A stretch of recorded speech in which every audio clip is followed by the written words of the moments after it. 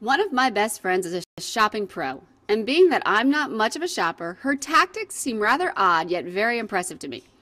For instance, at the end of every season, she shops the sale racks for next year's clothes.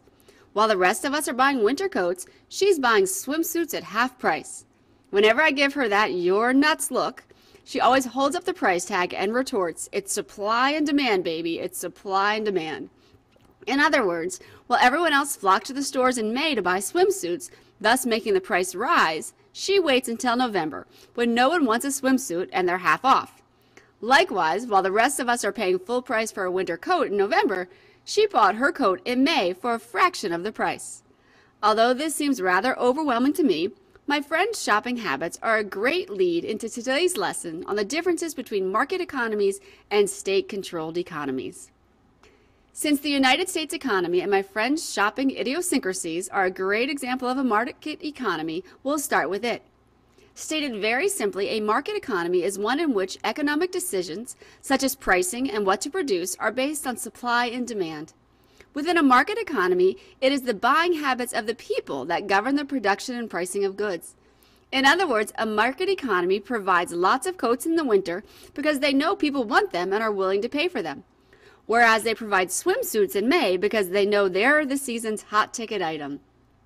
In a market economy, the government does not step in and tell producers what needs to be made, nor does it walk around carrying a big pricing gun.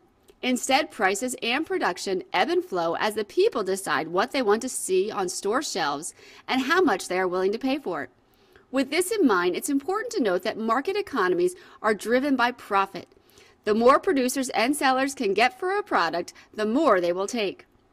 Since my family owns a grocery store, the market economy is a very huge deal to us. For instance, holidays are a perfect example of the market economy at work. Every year around September, our store gets a notice from our supplier telling us it's time to stock our shelves with canned pumpkin to get ready for Thanksgiving.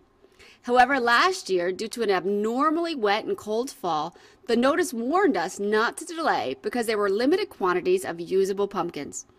Now, that made our store manager stand up and pay attention, because he knows that little old ladies coming into our store looking for pumpkin can get pretty nasty when our shelves are empty.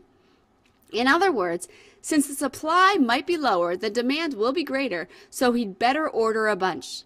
However, since he knows people are going to be flocking in for pumpkin, and there might not be enough, you better believe he and every other grocery store in our area raised the price of pumpkin. Of course, this would be ridiculous to do in June since no one wants pumpkin pie in the summer. However, since we know that someone coming in on November 21st doesn't care how much it costs, they just want it, our market economy let us get away with adding a few dimes to cans of pumpkin. Opposite of the market economy that most of us are familiar with are state-controlled economies. A state-controlled economy is referred to as a command economy. In a command economy, the government and not the free market controls all economic activity. When speaking of command economies, communism is usually the first system to be mentioned. Again, stated very simply, communism is a system of governance in which all property, resources, and productions are publicly or state-owned. In other words, like a puppet master, the government pulls the economy's strings, commanding the decisions of what gets made, who makes what, who gets what, and who gets paid what. With this in mind, goods within a command economy are often rationed for what is promoted as the good of the people. In other words, the government will decide who gets what and who needs what when.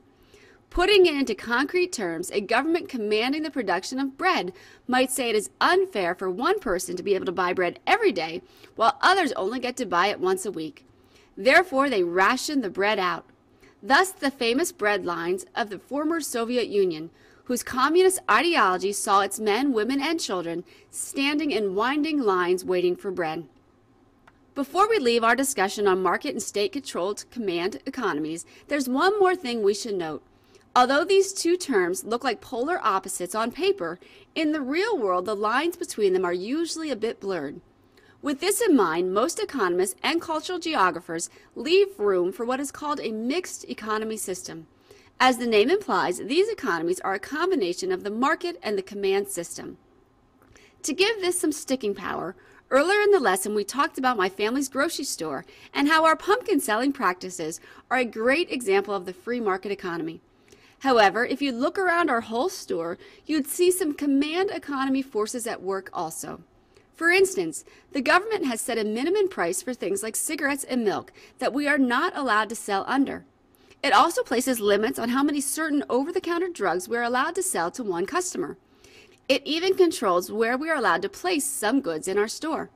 In other words, although our anthem's words might say we are the land of the free, when it comes to our economy, we just might be a bit of the land of the state-controlled and the commanded.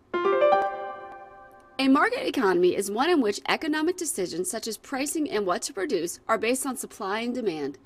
It is the buying habits of the people that govern what goods are produced and the prices of these goods. Market economies are driven by profit. A command economy is a state-controlled economy. Communism, in which all property, resources, and productions are publicly or state-owned, is an excellent example of a command economy. Within a command economy, goods are often rationed. Many economies can be referred to as mixed systems. A mixed economy is a combination of the market and the command system.